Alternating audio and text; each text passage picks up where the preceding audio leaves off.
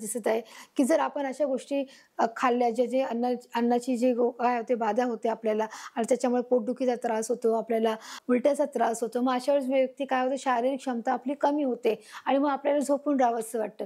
काही वेळेला प्रकृतीला देखील धोका होऊ शकतो, की कधीतरी मग असं होतं, की त्या गोष्टीचं सेवन जास्त केल्यामुळे आपण काय होतो, आपल्याला प्रकृतीला धोका होतो. मग डॉक्टर सांगतात, की "अरे, की बरं झालं तुम्ही वेळेत आणलं, नाहीतर काय होईल असं, की अजून भयंकर आजार वाढला असता."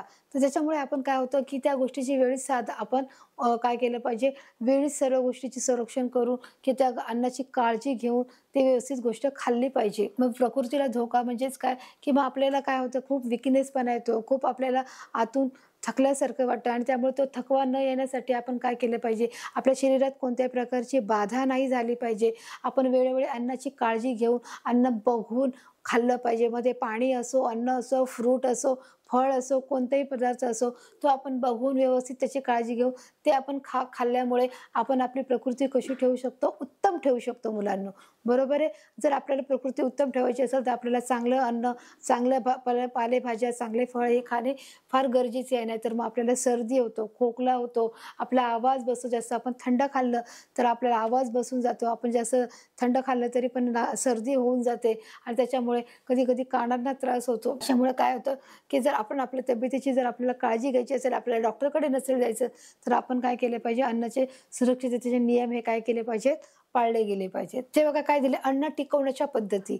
मग अन्न हे कशाप्रकारे टिकवलं पाहिजे? जर ते खराब होऊ नाही दिलं गेलं, तर ते कशाप्रकारे टिकवलं पाहिजे याची देखील काळजी घेणं हे तितकंच महत्त्वाचं आहे, की जर ते टिकलं पाहिजे, पण त्याच्याही काही पद्धती आहेत. मग त्या पद्धती कोणत्या आहेत आपण ते पाहणं, की आता सगळ्यात पहिलं म्हणजे वाळवणं. हे बघा, की वाळवणं म्हणजे जे काही अन्नधान्य आहे, की जसं आपण शिकलोय, की अन्न सर्वच आहे. त्याच्यामध्ये आपण शिकलोय, की जे काही गहू, ज्वारी, बाजरी आहे, ते सूर्यप्रकाशाच्या प्रखर उन्हामध्ये आपण काय करतो, ते वाळवायला टाकतो. ते वाळवत असताना आपण त्याला हात देतो, वर खाली करत असतो. म्हणजेच काय होतं, की ते प्रत्येक जे धान्य आहे ते काय केलं जातं, की ते सुकवून ते छानपैकी त्याच्यातले जे काही किडे, मुंग्या ते निघून जातं. ते छान वाळवलं, की ते कडक होतं आणि ते वर्षभर टिकतं. हे धान्याच्या बाबतीत आहे. आपण पदार्थ वाळवतो तेव्हा त्यातील पाणी निघून जातं.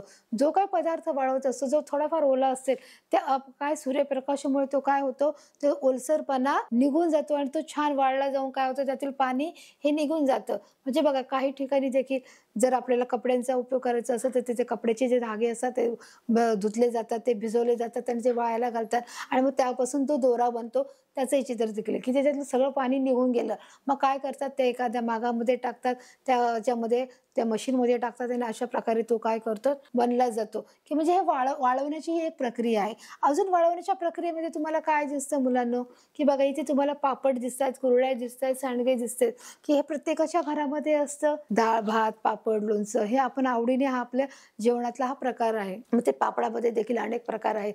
उडदाच्या डाळीचे पापड आहेत, मुगाच्या पापड आहेत, साबुदाण्याचे आहेत, तांदळाचे आहेत, असे तसे अनेक प्रकार आहेत, की जे आपण उदाहरणार्थ आपण ते काय करतो, मोस्टली आपण जेव्हा मे महिना येतो त्यामध्ये आपण ते काय करतो, करण्याचा प्रयत्न करतो असतो, बनवण्याचा. मग ते उन्हाळ्यामध्येच का मुलांनो, कारण उन्हाळ्यामध्ये प्रखर ऊन असतं आणि त्या उन्हामध्ये ते पटकन वाळले जातात आणि ते जितके चांगले वाळतील, तितके कडक वाळतील, तितके ते वर्षभर टिकत राहील.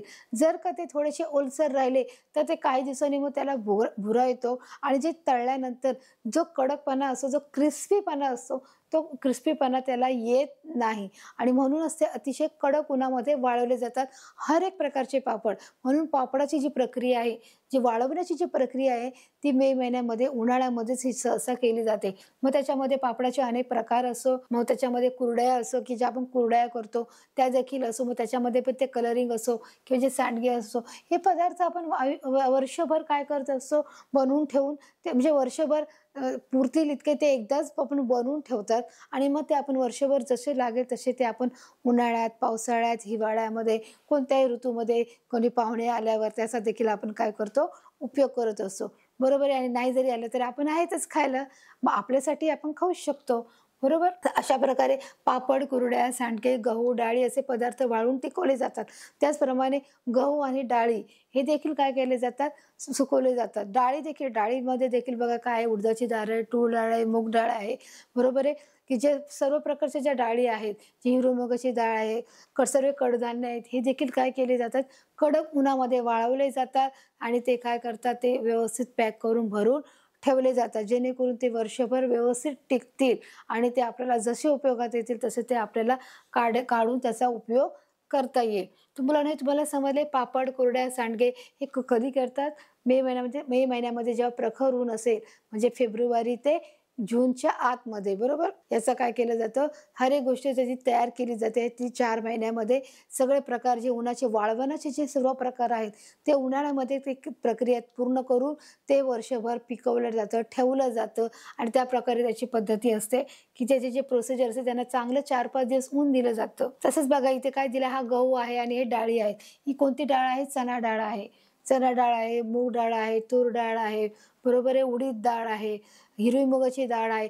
हर एक प्रकारच्या ज्या डाळी आहेत ते काय करू शकतो आपण, चांगलं उन्हामध्ये आपण त्याला गरम करू शकतो. त्याला हात देऊन खाली वर करून ते उन्हामध्ये ठेवून त्याच्यात डाळीमधील देखील, गव्हामधील देखील जे किडे आहेत, सोनकिडे आहेत, जे सूक्ष्मजीव आहेत, ते सगळे आपण काय करतो, नष्ट करतो आणि ते नष्ट झाल्यानंतर ते व्यवस्थित कडक होतात आणि ते कडक झाल्यावर काय होतात, की ते व्यवस्थित टिकून राहतात. वर्षभर आपण खाऊ शकतो. पुढच्या वर्षापर्यंत ते आपण राहू शकतो. आता इथे काय सांगितलंय, थंड करणे म्हणजे कूलिंग. थंड करणे म्हणजे काय, की आता ते पाहूया आपण. थंड करणे म्हणजे काय? तुम्हाला इथे एक फ्रीज दिसत आहे. या फ्रीजमध्ये तुम्हाला बऱ्याच प्रकारचे पॅकेट्स दिसत आहेत. सर्व काही तुम्हाला तुमच्या घरच्या गोष्टी तुम्हाला इथे दिसत आहेत, की आपण फ्रीजमध्ये काय-काय ठेवतो, की फ्रीजमध्ये आपण मसाले ठेवतो, अन्नपदार्थ ठेवतो, अंडे ठेवतो, दुधाचे प्रोडक्ट्स ठेवतो, आपण अजून आईस्क्रीम ठेवतो, बरोबर आहे. तुपाची बाटली ठेवतो, जॅम ठेवतो, सॉस ठेवतो. हर एक प्रकारचं जे प्रोडक्ट आहे, जे पॅकबंद आहे ते देखील ठेवतो, बरोबर आहे. की हे सर्व प्रकारचं आपण फ्रीजमध्ये ठेवतो. का ठेवतो? की हे पदार्थ बाहेर राहिले की काय होतात, खराब होऊन जातात. मग त्याची चटणी असेल ती देखील ठेवतो. तसेच अद्रक लसूणची जी पेस्ट आहे ती देखील ठेवतो. सगळ्या गोष्टी आपण ठेवतो. अन्न फ्रीजमध्ये ठेवतो तेव्हा सूक्ष्मजीवांच्या वाढीसाठी लागणारी ऊब त्यांना मिळत नाही. म्हणजे बघा इथे एक महत्त्वाची गोष्ट लक्षात घेण्यासारखी आहे. इथे काय सांगितलंय, की अन्न फ्रीजमध्ये ठेवतो तेव्हा सूक्ष्मजीवांच्या वाढीसाठी लागणारी जी ऊब आहे ती त्यांना मिळत नाही. म्हणजे फ्रीज आपल्यासाठी कशा प्रकारे उपयोगाचं आहे, की त्याच्यामध्ये आपण काय करतो, की जे आपण फ्रीजमध्ये जेव्हा जेवण ठेवतो, हर एक प्रकारचं जे काही प्रोडक्ट्स आहे जे आपल्या उपयोगासाठी आहे ते जर आपण जेव्हा ठेवतो, सूक्ष्मजीवांना लागणारी जी ऊब आहे फ्रीजमध्ये मिळत नाही. फ्रीज काय काम करते, थंडावा करण्याचं काम करते. फ्रीज काय करते, की थंड सगळ्या गोष्टी ठेवण्याचं काम करते, कूलिंगचं काम करते आणि ते थंड ठेवण्याच्या कामासाठी त्याच्यामुळे तिथे उष्णतेचा प्रश्नच येत नाही, ऊब मिळण्याचा प्रश्नच येत नाही आणि जिथे ऊब नाही मिळत तिथे सूक्ष्मजीवांची वाढ होऊच शकत नाही. म्हणून त्यांनी काय सांगितलंय, की जर सूक्ष्मजीवांची वाढ व्हायची असेल तर ऊब असणं ही फार गरजेचे आहे. पण जिथे ऊबच नाहीये, जिथे उष्णताच नाहीये, तिथे सूक्ष्मजीवांची वाढ कशी होऊ शकते? आणि म्हणूनच त्यांनी सांगितलं आहे, की अन्न फ्रीजमध्ये ठेवतो तेव्हा सूक्ष्मजीवाची वाढीसाठी लागणारी जी ऊब आहे तिथे न मिळाल्यामुळे काय होतं, ते अन्न कसं राहतं, सुरक्षित राहतं. त्याची जी चव आहे ती देखील व्यवस्थित राहते आणि आपण जेव्हा पाहिजे तेव्हा ते पदार्थ घेऊन ते खाण्यासाठी देखील आपल्याला योग्य त्याचं आहे. अन्यथा ते जर खराब झालं असेल तर ते आपण खाऊ शकत नाही. पण हे जर पदार्थ खूप दिवस तसेच ठेवले जर त्याचा वापरच नाही केला तरी देखील ते खराब होऊ शकतो. हे पण मात्र मुलांनी लक्षात ठेवा, की हे काही विशिष्ट कालामर्यादेपर्यंतच आपण हे व्यवस्थित वस्तू राहू शकतात. परंतु आपण वर्ष झाले, 6 महिने झाले आपण पाहिलंच नाही. एखादी आपण बॉटल आणली समजा थंडाची बॉटल ती आपण पाहिलीच नाही, तर काय होईल? ते खराब होऊन जाईल. जर एखाद्या दुधाचं प्रोडक्ट आपण आणले, दूध आणलंय, पण आपण ते वापरलंच नाही, तर फ्रीज आहे म्हणून ते तसंच चांगलं राहणार आहे असं आहे का? की चला मी 10 दिवस ते दूध ठेवलंय फ्रीजमध्ये आणि ते काही खराब होणार नाही. कारण फ्रीज काय करतं, सगळं अन्न सुरक्षित ठेवायचं काम करतंय. म्हणून आता मी ते काही मी 10 दिवस त्याचा वापर करणार नाही. ते तरी चांगलं राहणार आहे. असं होईल का? तर अजिबात नाही मुलांनो, असं होत नाही. जरी दूध आणलं तरी तुम्हाला ती एक प्रोसेस आहे, की ते तुम्हाला दूध आणल्यावर ते फ्रीजमधून ते आणल्यावर ते बाहेर काढून ते पातेल्यात गरम करून ते थंड करून पुन्हा फ्रीजमध्ये ठेवावं लागेल. ते ठेवल्यावर त्याचा वापर करावा लागेल. असं पण नाही की ते परत ते गरम करून जरी ठेवलं तरी त्याला त्याचा परत वापर करणं गरजेचं आहे. जर तुम्ही ते परत 5-6 दिवस ठेवलं, 8-10 दिवस ठेवलं, त्याचा वापर नाही केला तरी ते दूध काय आहे, खराब होणार आहे. म्हणून दूध, अंडी आणि अशा ज्या वस्तू आहेत, दुधापासून बनलेल्या ज्या वस्तू आहेत, त्या फ्रिजमध्ये जरी तुम्ही ठेवल्या आणि त्याचा वापर तुम्ही लवकर नाही केला, तरी पण मुलांनो काय होऊ शकतं, त्या गोष्टी खराब होऊ शकतात, हे लक्षात घ्या.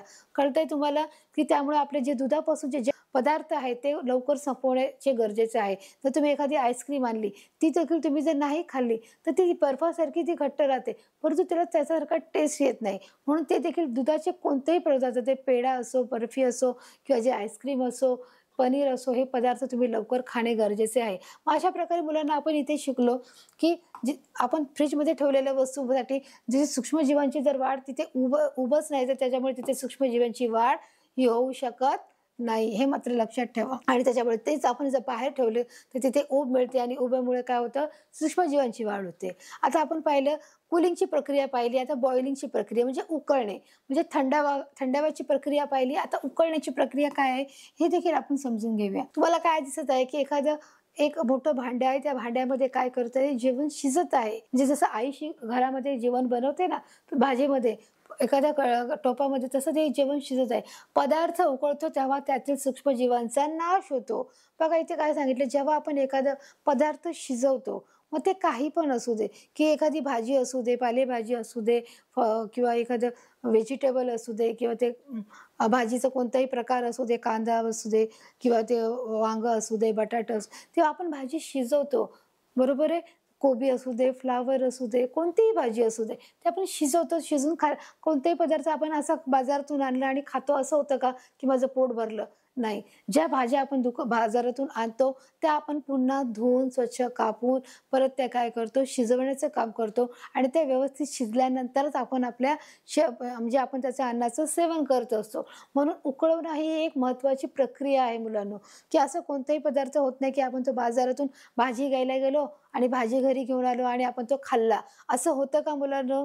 तर अजिबात होत नाही. आपण त्याच्यासाठी एक वेगळी प्रक्रिया आहे, की ती घरी आणणं, ते साफ करणं, ते धुणं आणि स्वच्छ धुतल्यानंतर तिला फोडणी देऊन तिला रीतसर पदार्थ चांगला शिजवून आपण काय करत असतो. आपण साधा फ्लॉवर जरी, बटाटा जरी करायचा ठरवला, तरी तो आपण व्यवस्थित काय करतो, त्याला कटिंग करून, त्याला व्यवस्थित धुवून, त्याला परत हळद आणि मिठामध्ये टाकून थोडा वेळ ठेवतो आणि त्याच्यानंतर मग आपण त्याची भाजी बनवायला सुरुवात करतो. त्याच्यामुळे काय होतं, की त्याच्यातील सूक्ष्मजीवांचा काय होतो, इथे काय दिले बघा, सूक्ष्मजीवांचा काय होतो, नाश होतो. जेव्हा तुम्ही उकळवता तेव्हा सूक्ष्मजीवांचा नाश होतो आणि मग जेव्हा ते पाणी गाळून घेतात तर ते सूक्ष्मजीव निघून जातात. मग आपण कधी कधी बघा, ते भाजी शिजवल्यानंतर ती गाळून पण कधी कधी घेतो आणि नंतर भाजी आपण फोडणीला देतो. म्हणून डॉक्टर काय सांगतात, पावसाळ्यामध्ये पाणी उकळून प्या. उकळून प्या म्हणजे काय, की त्याच्यामध्ये देखील जे सूक्ष्मजीव असतात, जे बॅक्टेरिया असतात, ते काय होतात, नष्ट होतात आणि ते नष्ट झाले की तुम्ही पाणी सहज तुमच्या पोटामध्ये विदाऊट बॅक्टेरिया जातं आणि मग ते पाणी पिणं शरीराला हे फार म्हणजे आरोग्यदायक आहे आणि ते पाणी पिल्यामुळे तुम्हाला कसल्याही प्रकारचा अपाय होत नाही. तसंच इथे पण सेम पद्धत आहे. जर भाजी जास्त उकळवता एखादा पदार्थ, तर तो काय होतो, तुमच्या पदार्थातून तो बॅक्टेरिया निघून जातो, तो सूक्ष्मजीव निघून जातो आणि तुम्ही विदाऊट बॅक्टेरिया काय करता, फूड सर्व करत असता, बरोबर. मग अशा प्रकारे आपण या गोष्टीची देखील आपण दक्षता घेऊ शकतो, की ते पदार्थ आपण वाळवून घेऊ शकतो, आपण ते कूलिंग करू शकतो, आपण हे उकळून घेऊ शकतो. असे आपण 3 प्रकार पाहिले मुलांनो, वाळवणे, उकळवणे आणि कूलिंग करणे. हे देखील आपण 3 प्रकार याच्यामध्ये पाहिले, की कशा प्रकारे आपण सूक्ष्मजीवांचा आपण नाश करू शकतो. आता आपण शिकूया, की 3 प्रकार शिकले, की त्याच्या काही ज्या पद्धती आहेत ते नेहमी लक्षात ठेवायच्या. आता इथे काय सांगितलं, हवाबंद डब्यात ठेवणे, air tight cans. Air tight कॅन्सचा म्हणजे काय, हवाबंद डब्बा, की जेव्हा तुम्ही एखादी गोष्ट, मम्मीने एखादे चिप्स समजा एखाद्या डब्यामध्ये भरून ठेवलं आहे आणि मम्मी जेव्हा घरात असते तुम्ही ते खोलता आणि ते डिशमध्ये घेता आणि परत ठेवता, पण ते तुम्ही जेव्हा झाकण नीट लावत नाही, ते एअर टाईट होत नाही, म्हणजे त्याच्यात हवा सुद्धा जाता कामा नये. अशा वेळेस काय होतं, की त्याच्यामध्ये हवा जाण्याची प्रक्रिया ही सुरू होते. तुमच्या डोळ्यानं ती दिसणार नाही, परंतु त्याच्यामध्ये हवा जाते आणि त्याच्यामध्ये चिप्स होतात काय, नरम होतात. मग ते बिस्किट नरम पडतात. त्याच्यामध्ये जो काही पदार्थ असेल, ते चिप्स म्हणा, बिस्किट म्हणा, कुरकुरे म्हणा, जे काय असेल ते नरम पडून जातं आणि मग थोड्या कालावधीनंतर ते तुम्ही खाऊ शकत नाही. मग नरम झाल्यावर चिप्स, कुरकुरे छान लागतात की नाही? ते नरम झाले की तुम्ही खाऊ शकता का? ते बिलकुलच नाही खाऊ शकत. म्हणून इथे काय सांगितलंय, एअर टाईट कॅन्स, म्हणजे तुम्हाला याचं फिट्ट आणि घट्ट बसलं पाहिजे, की ज्याच्यामध्ये हवा देखील नाही गेली पाहिजे. मग असे कोणकोणते पदार्थ आहेत हे तुम्हाला इथे बघा बघायचे आहे. तुम्हाला उदाहरणं दिली आहेत, की हे सर्व बघा खाण्याचे पदार्थ आहेत. या सर्व खाण्याच्या पदार्थामध्ये तुम्हाला एक विशिष्ट प्रकारचे जे डब्बे दिले गेलेले आहेत. ते डब्बे कसे आहेत? हवाबंद आहेत. इथे बघा ह्या हर प्रकारचे तुम्हाला इथे चिप्स दिले आहेत, गोळ्या दिलेल्या आहेत, इथे नानकटे दिले आहेत, इथे केळ्याचे वेफर दिले आहेत, बिस्किटं दिले आहेत, इथेही वेगळ्या प्रकारची बिस्किट आहेत, काजू आहेत. मग हे सगळे पदार्थ तुम्हाला काय आहे, की जर ते घेतले आहेत, तर तुम्ही घेतल्यानंतर ते टाईट बंद केले पाहिजेत किंवा त्याला चौकोन झाकण असेल तर ते व्यवस्थित चारी बाजूने ते पॅक बंद करणं हे देखील गरजेचं आहे. आता इथे बघा काय दिले, हवाबंद डब्यात पदार्थ ठेवताना त्यातील सूक्ष्मजीवांचा आधी नाश केला जातो. म्हणजे कसा नाश केला जाणार मला सांगा, की की जेव्हा त्याच्यात एखादा पदार्थ जेव्हा आहे आपल्याला ठेवायचे आहे, जे काही वरील सर्व पदार्थ आहेत ते आपल्याला त्या डब्यामध्ये जर ठेवायचे आहे, तर हवाबंद डब्यात पदार्थ ठेवताना त्यातील सूक्ष्मजीवांचा आधी नाश केला जातो. म्हणजे कसं केलं जातं असेल, की ते गरम पाणी आहे, ते गरम पाण्याने आधी उकळून मग त्या डब्यात टाकत असतील आणि मग टाकतात. मग त्याच्यानंतर ते काय करतात, ते स्वच्छ धुवून घेतात आणि ते उन्हामध्ये स्वच्छ कोरडे ठेवतात. म्हणजे सूर्यप्रकाशाच्या माध्यमातून त्या किरणातून काय होतात, त्या बाटल्या काय होतात, ते डब्बे म्हणा किंवा जे बरण्या आहेत त्या म्हणा, ते काय केले जातात, ते उन्हात ठेवले जातात. जेणेकरून ते सूक्ष्मजीव उन्हाच्या किरणाद्वारे काय होतात, उन्हामुळे ते सूक्ष्मजीव मरून जातात. म्हणून इथे सांगितलं ना त्यांनी, की सूक्ष्मजीवाचा आधी नाश केला जातो. तो कसा नाश करणार? आपण हाताने मारणार का त्याला? आज जर आपल्याला ते दिसतच नाही तर आपण हाताने मारणार कसे? ते पण बरोबर आहे की नाही? मग आपण त्याचा नाश कसा करणार, की सूर्यकिरणाचं काय करणार, ते डबे आपण उन्हामध्ये ठेवणार आणि ते उन्हात ठेवल्यामुळे आपोआपच त्यातील जर सूक्ष्मजीव असतील तर ते मरून जाणार आणि मग ते परत व्यवस्थित कोरड्या एका कपड्याने पुसून ते स्वच्छ करून त्याच्यामध्ये हे अशा प्रकारचे सर्व जे चिप्स आहेत, जे बिस्किट आहेत, असे सर्व खाद्यपदार्थ आहेत ते त्याच्यामध्ये टाकले जातात आणि मग त्याच्यामधलं आपल्याला जी काही व्यवस्थित जे विदाऊट सूक्ष्मजीव जे नसतात त्याच्यातून आपल्याला काय मिळतं, व्यवस्थित खाण्याचं आणि पोषक असं सर्व पदार्थ खावायला मिळतात. आता इथे बघा काय झालं, त्यानंतर त्यात हवा पाणी शिरणार नाही याची देखील काळजी घेतली जाते. ते डबे जर आपण व्यवस्थित सूक्ष्मजीवाविरुद्ध आपण केलं, आपण व्यवस्थित त्याला सूर्यप्रकाश दिला आणि ते व्यवस्थित कोरडे करून घेतले, पुन्हा पुसून आपण त्याच्यात टाकले. पण जर आपण एवढं करू नये त्याच्यात आपल्याला हवा आणि पाणी पण नाही गेलं पाहिजे याची देखील दक्षता घेतली पाहिजे. त्यांनी काय सांगितलं, यात हवा पाणी शिरणार नाही याची काळजी घेतली जाते. म्हणजे याच्यामध्ये पाणी पण नाही गेलं पाहिजे, हवा पण नाही गेली पाहिजे आणि पाणी पण नाही गेलं पाहिजे. जर तुम्ही हे पॅक बंद केलं आहे तर आणि सूक्ष्मजीवांपासून त्यांना तुम्ही सोडवलं आहे, परंतु पाणी आणि हवेपासून देखील त्यांना तुम्हाला काय करायचं आहे, संरक्षण करायचं आहे. मग त्याच्यात हवा सुद्धा गेली नाही पाहिजे, इतके ते टाईट बसले पाहिजे त्याचं झाकण. हे लक्षात ठेवा. जर पाण्यामध्येही नाही गेलं, पाणीही नाही गेलं पाहिजे आणि हवा नाही गेली पाहिजे. हवा गेल्यामुळे काय होईल, ते नरम पडतील. त्यातली जी वस्तू आहे ती काय होऊन जाईल, चिप्स असतील, बिस्किट असतील, ते नरम पडून जातील, ते क्रिस्पी राहणार नाहीत. आणि त्याच्यामुळे ते एअर टाईट असलं गरजेचं. एअर टाईट म्हणजे एकदम फिक्स असणार, त्याच्यामध्ये हवा जाता कामा नये किंवा त्याच्यात पाण्याचा देखील शिरकाव होता कामा नये. अशा प्रकारची आपण त्याची काय घेतली पाहिजे, काळजी घेतली पाहिजे. आणि त्या दृष्टिकोनातून आपण काय केलं पाहिजे, की त्याला जे डब्याचं झाकण व्यवस्थित आहे की नाही, ते सील आहे की नाही, हे देखील आपण पाहणं तितकंच गरजेचं आहे. म्हणजे जसं इथे तुम्हाला दाखवलं, की त्याच्यात सील आहे की नाही, ते व्यवस्थित ते कुठेतरी कमी जास्त आहे का, ते कुठेतरी उघडं राहिले का, हे देखील पाहिलं जातं. आता बघ इथे काय दिलं, याचा अर्थ असा की अन्नपदार्थ टिकवण्यासाठी त्यातील सूक्ष्मजीवांचा नाश करावा लागतो. की जर अन्नपदार्थ जर आपल्याला टिकवायचे असतील तर साहजिकच आहे त्याच्यातील आपल्याला जे सूक्ष्मजीव आहे, जे बॅक्टेरिया आहे, ते काय करावं लागत असेल, आपल्याला त्याचा नाश करणं गरजेचं आहे. जर आपण त्याचा नाश नाही केला तर साहजिकच आहे त्याचा त्रास कोणाला होणार आहे, आपल्यालाच होणार आहे. आणि मग वेळप्रसंगी मग आपल्याला शरीराला त्रास झाला की मग आपण काय करणार, आपण डॉक्टरकडे जाणार आणि आपल्याला गोळ्या खाव्या लागतील.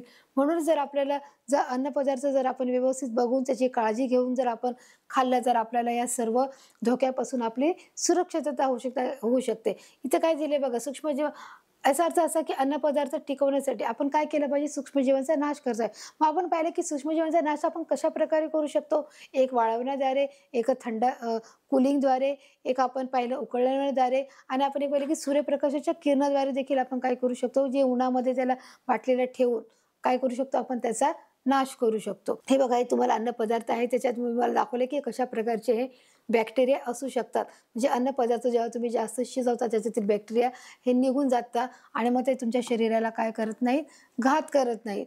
म्हणून तुम्ही काय केलं पाहिजे, अन्नपदार्थ नेहमी खात असताना ते बघून खाणं किंवा पाणी पित असताना देखील त्या गोष्टी बघणं गरजेचं आहे. इथे तुम्हाला बघा दिसत आहे, एका साईडला जे सगळे ड्रायफ्रुट्स आहेत, जे बाहेर ठेवले फ्रीजच्या बाहेरच्या वस्तू आहेत आणि या फ्रीजच्या आतल्या वस्तू आहेत. ह्या दोन गोष्टीचा तुम्हाला काय दिसत आहे मुलांना, फरक दिसत आहे.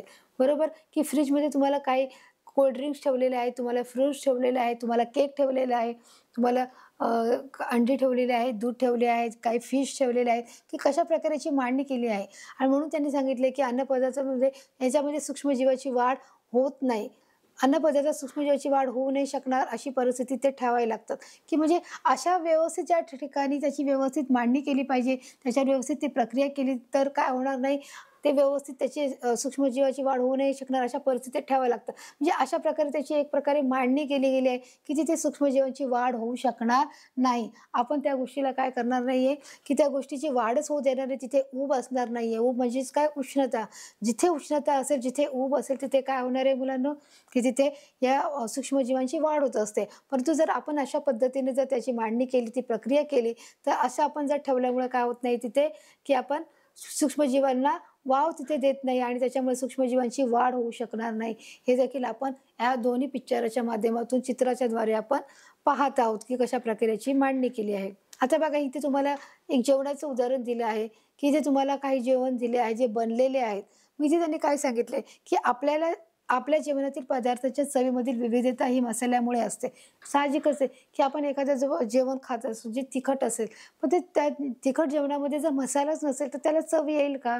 तर नाही. जे सगळे गरम मसाले आहेत, जे आपल्याला भारतातील जे पूर्व पारंपरिक जे आपले मसाले आहेत, जे सगळे आहेत, जे धने आहे, जिरे आहे, मिरे आहे, लवंग आहे, दालचिनी आहे, जे असे जे सर्व प्रकार आहेत, ते सर्व पदार्थाचं मिश्रण करून जे आपण या जेवणामध्ये टाकतो, तेव्हा त्याला एक विशिष्ट प्रकारची चव येते आणि त्या चवेमुळे आपलं जेवण कसं होतं, चविष्ट होतं, ते रुचकर होतं आणि आपल्याला ते अजून खायला आवडत असतं. म्हणून ते त्यांनी काय सांगितलं, आपल्या जेवणातील पदार्थांच्या चवीमुळे विविधता ही मसाल्यामुळेच असते. विविधता असते, की म्हणजे प्रत्येक एखादी भाजी करायची असेल, तर एक विशिष्ट प्रकारचा मसाला असतो. सुकी भाजी करायची असेल, तर एक विशिष्ट मसाला आहे. तर तुम्हाला ओली भाजी करायची असेल, करी करायची असेल, तर त्याचा मसाला वेगळा आहे. म्हणून हर एक ह्याच्यामध्ये विविधता आहे. कुठेही सारखं पण नाही. हर एक भाजी तुम्हाला सारखीच चव लागते का? सुकी भाजीची पण तेवढीच चव लागते का? आणि ओल्या भाजीची पण असं होत नाही. सुक्या भाज्यामध्ये देखील वेगवेगळी चव असते. तुम्ही कोणतीही भाजी करा, पालक करा, की तुम्ही वाटाणा बटाटा करा, फ्लॉवर बटाटा करा किंवा तुम्ही वांग्याची भाजी करा. त्याची एक प्रत्येकाची एक वेगळी पद्धत आहे करण्याची आणि एक वेगळी त्याच्यामध्ये टाकण्याचा मसाला देखील आहे. बरोबर आहे मुलांनो? त्याच्यामुळे आपल्या पारंपरिक पद्धतीनुसार जे मसाले आपल्याला पूर्वजांकडून मिळाले आहेत, ते मसाल्याचा आपण वापर करून आपण काय करत आहोत, त्या भाज्यामध्ये त्याचा उपयोग करून आपण त्या जेवणामधील चव पाहतो आणि ती चव आपल्याला विविध भाज्यामध्ये देखील पाहायला मिळते. आता बघा इथे तुम्हाला काय दाखवलं आहे, की ते वेगवेगळ्या प्रकारचे हे मसाले आहेत. हे मसाले वेगळे आहेत म्हणजे जे आपले पूर्वापार चालत आहेत. आपल्या पूर्वजांनी आपल्याला हे मसाल्यांची ओळख करून दिलेली आहे, की आपल्या भारतातील मसाले हे कशा प्रकारचे आहेत, की जेव्हा ब्रिटिशांनी भारतावर राज्य केलं, पण त्याच्या आधी ते कोणत्या कारणाने आले तुम्हाला माहिती आहे का? की ते ह्या कारणाने आले, की भारतामध्ये ते मसाल्याचे व्यापारी म्हणून ते आले होते, की आम्हाला तुमच्या भारतातील मसालेही घ्यायचे आहेत. ते व्यापारी म्हणून आले होते म्हणजे विचार करा, की त्यांना भारतावर राज्य करायचं होतं. परंतु त्यांनी काय विचार केला, की आपण कसं जाणार? आपला पहिला डाव काय करणार? तर ठीक आहे, आपण या भारतामध्ये मसाल्याच्याद्वारे आपण मसाल्याचा व्यापार करतोय, या दृष्टिकोनातून ते तिथे आले आणि ते व्यापार करू लागले आणि अशा दृष्टीने त्यांनी तिथे व्यापार करायला सुरुवात करत असताना आपल्या भारतावर राज्य केलं. म्हणजे आपलं भारत पहा किती प्राचीन काळापासूनचा बघा मसाल्यासाठी हा प्रसिद्ध आहे, की तेव्हा म्हणजे झाले 300-400 वर्षापासून.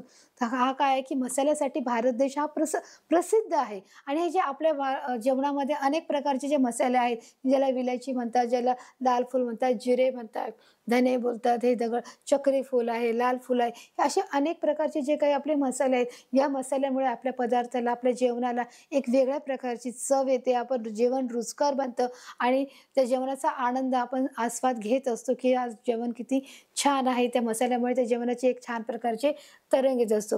हे मसाल्याचा एक मोठा वेगळा इतिहास आहे, आपल्या भारताला लाभलेला आहे, की तो वर्षानुवर्ष चालत आला आहे.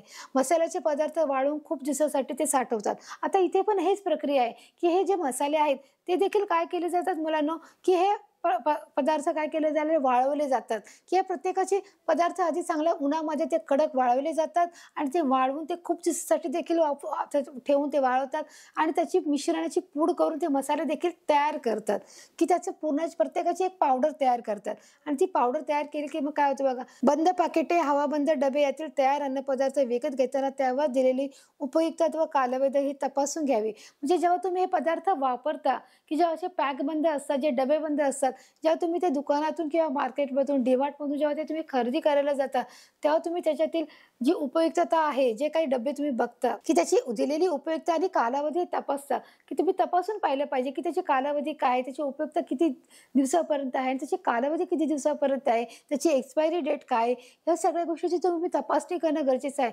कधी-कधी आपण एखादं प्रॉडक्ट घरी घेऊन येतो, बनवण्याची तारीख असते, ती आपण पाहत नाही, ती कधीतरी होऊन गेलेली असते, त्याची एक्सपायरी डेट होऊन गेलेली असते. मग ते आपण जेवणात टाकतो, तर आपण बोलतो, "अरे, जेवणाचं काहीतरी वेगळंच चव येते, वेगळाच वास येतो." मग आपल्या लक्षात येतं, की "अरे, याची तर तारीख होऊन गेली, आपण पाहिलं नाही." मग म्हणूनच आपल्याला किती दक्षता घेणं गरजेचं आहे, की आपल्याला जेव्हा आपण दुकानातून ते वस्तू घेतो, ते पॅकेट जे हवाबंद जे डब्याचे जे पॅकेट आहे, जे पॅकेट घरी आणताना आधी आपण त्याची एक्सपायरी डेट बघणं गरजेचं आहे, की याचा कालावधी समाप्त झाला आहे का नाही, हे देखील तेवढंच बघणं गरजेचं आहे. म्हणून ते बघा तुम्हाला हे पॅकेटामध्ये दाखवलेलं आहे. दिसतंय तुम्हाला मुलांनो, की हे बंद पाकिटे आहेत. ह्या बंद पाकिटामध्ये तुम्हाला हर एक प्रकारचे मसाले दिसत आहेत आणि ते हवाबंद डब्बे आहेत. या डब्यामध्ये देखील तुम्हाला जे हर एक प्रकारचे चिप्स असतात, त्याच्यावर देखील तुम्हाला त्याची उपयुक्तता आणि कालावधी हा दिला गेलेला आहे. त्या देखील अत्यंत त्याचं निरीक्षण करणं गरजेचं आहे आणि काळजीपूर्वक बघणं गरजेचं आहे. इथं काय सांगितलं, की इथे देखील बघा तुम्हाला हे सांगेल, की जेव्हा तुम्ही दुकानात जाता, DMartला जाता, एखादी वस्तू घेता, तेव्हा त्याच्यातील हर एक गोष्ट तुम्हाला तपासणं गरजेचं आहे. मग ते काहीही असो, जेव्हा तुम्ही जॅम घेता, फ्रूट घेता किंवा जेव्हा तुम्ही एखादी दुधाची पिशवी घेता, मधाची एखादी बाटली घेता किंवा जे काही औषधं देखील घेता, ते देखील तुम्हाला बघणं तितकंच गरजेचं आहे, की त्याची एक्सपायरी डेट आहे, उपयुक्तता किती आहे, त्याचा कालावधी किती आहे, हे देखील बघणं तितकंच गरजेचं आहे. अशामुळे आपण असं पाहिलं, की कशाप्रकारे आपण अन्नपदार्थ हे टिकवून ठेवू शकतो, हे देखील आपण इथे पाहिलेलं आहे. पाहूया आपण सारांशकडे, की सारांश म्हणजे आपण आतापर्यंत या पाठामध्ये आपण काय शिकलो आहोत, की ऋतुमानाप्रमाणे लोणचे, मुरंबे, पापड, सांडगे, कुरडई हे सर्व पदार्थ वाळवून पदार्थ करून ठेवले, की त्यांचा वर्षभर काय होतो, आस्वाद घेता येतो. आपण वर्षभर काय करतो, त्याचा आस्वाद घेत राहतो, की ते एकदा उन्हाळ्यामध्ये बनवलं, की आपण वर्षभर ते काय करतो, बनवून ठेवले, की आपण त्याचा आस्वाद घेतो आणि ते आपण जेव्हा लागेल तेव्हा त्याची गरज असताना आपण ते गोष्टी घेऊ शकतो. त्याप्रमाणे आपण काय पाहिलं मुलांनो, की हवा, पाणी व ऊब असलेल्या ठिकाणी अन्नपदार्थ, सजीवांची वाढ ही झपाट्याने होत असते, की जिथे हवा, अन्न, पाणी आणि ऊब आहे, तिथे काय होते, सूक्ष्मजीवांची वाढ ही होत राहते आणि झपाट्याने होते. काय लिहिलंय ते झपाट्याने म्हणजे अतिशय वेगवान दृष्टिकोनाने होत असते. काही सूक्ष्मजीवामुळे अन्नपदार्थ खराब होतात, की जे सूक्ष्मजीव असतात, की जे एक अन्नपदार्थ खराब झाले, की दुसरे जीव अन्नपदार्थाला देखील काय करतात, ते खराब करतात. वाळवणे, थंड करणे, उकळवणे व हवाबंद डब्यात ठेवणे, परिपरीक्षके वापरणे, हे अन्न टिकवण्याच्या विविध पद्धती आहेत. आपण ते देखील शिकवलं, की विविध पद्धती कोणत्या आहेत. अन्न टिकवण्याच्या ह्या विविध पद्धती कोणत्या आहेत मुलांनो, की वाळवणे, थंड करणे, उबवणे आणि थंड करणे, उकळवणे आणि हवाबंद डब्यामध्ये ते ठेवणे व परिरक्षके वापरणे, या सर्व गोष्टींमुळे आपण काय करू शकतो, की आपण अन्नपदार्थ अजून दीर्घकाळ कसं टिकेल हे देखील पाहिलं. तर अशा प्रकारे आपण मुलांना या पाठामध्ये, की आपण अन्न व टिकवण्याची कारणे काय आहेत, की ती कशाप्रकारे ठेवली पाहिजे, त्याची सुरक्षता कधी घेतली पाहिजे, कोणत्या गोष्टीपासून त्याचं संरक्षण केलं पाहिजे आणि अन्नपदार्थ टिकवण्याच्या ज्या पद्धती आहेत त्या देखील आपण घेतलेल्या आहेत. मला वाटतं मुलांना हा तुम्हाला पाठ नक्कीच समजला असेल. वळूया आपण पुढच्या घटकाकडे.